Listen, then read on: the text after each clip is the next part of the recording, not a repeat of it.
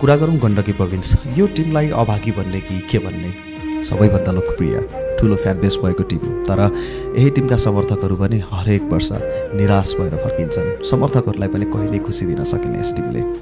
ठुलो आशा गरेर महँगो टिकट किनेर गण्डकीका फ्यान जस्तो सुकै परिस्थिति किन नहोस् सपोर्ट गर्न आइपुग्छन् आफ्नो टिमलाई चाहे काठमाडौँ चाहे पोखरा चाहे कुनै पनि ठाउँ होस् देशभरिका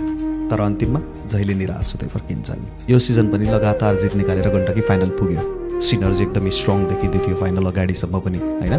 तर अन्तिममा फेरि त्यही हो हार्ट ब्रेक गण्डकीसँग अर्ग्यानिक ट्यालेन्ट छन् अर्ग्यानिक सपोर्टर छन् जुन सायदै कसैसँग छ नेपालमा टिटिएसकै कुरा गर्ने हो भने पनि म सक्सेसफुल टिम हो नेपालको तर यो टिमले पनि यति ठुलो ओरिजिनल फ्यान बेस पाउँदैन जति गण्डकीले पाउँछ तर सबै कुरा इमोसन्स मात्र होइन खेल जित्नको लागि चाहिने रणनीति हो रणनीति बनाउनुपर्छ रणनीति बनाउन टिम हुनुपर्छ विगतदेखि वर्तमानसम्म 101 खेलाडीहरू गण्डकीमा आए गए तर गण्डकीलाई एनबिएका उपाधिहरू दिलाउन कसैले सकेनन् युवा खेलाडीहरूलाई गण्डकी प्रदेशले मौका दिन्छ प्रदेशले प्रयास पनि गर्छ अरूसँग प्रतिस्पर्धा गर्नको लागि विदेशी खेलाडीहरू पनि आबद्ध गर्छ भनौँ हैन तर यति गर्दा पनि जहिले पनि कुनै न कुनै कम्बिनेसन या भनौँ कुनै सेटिङ मिल्दैन यो टिमको लक नै यस्तै छ अनि फाइनल हार्छ यो पटक लगातार 2वटा सेट जितेर च्याम्पियन बन्नको लागि एक हात अगाडि बढाइसकेको थियो ट्रफीमा तर छोड्नु पर्यो दिनु पर्यो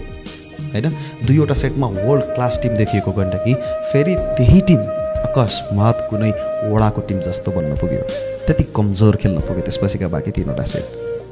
हजारौं समर्थकहरू पोखराको कभरमा त्यो गर्मीमा उपस्थित थियो हो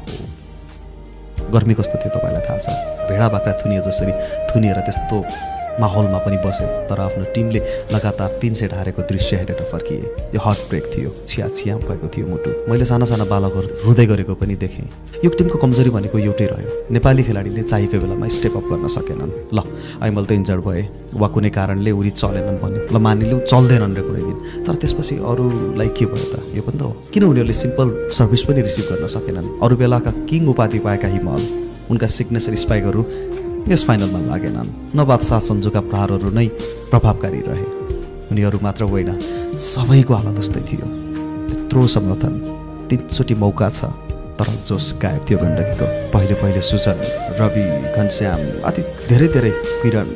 कतिको नाम लिनुहुन्छ तपाईँ धेरैजनाले विदेशी टिमहरूलाई समेत हानेर उपाधि जितेका छन् यो टिमसँग प्लान बी थिएन सबैभन्दा ठुलो कुरा त one and only plan was there is Aimal Khan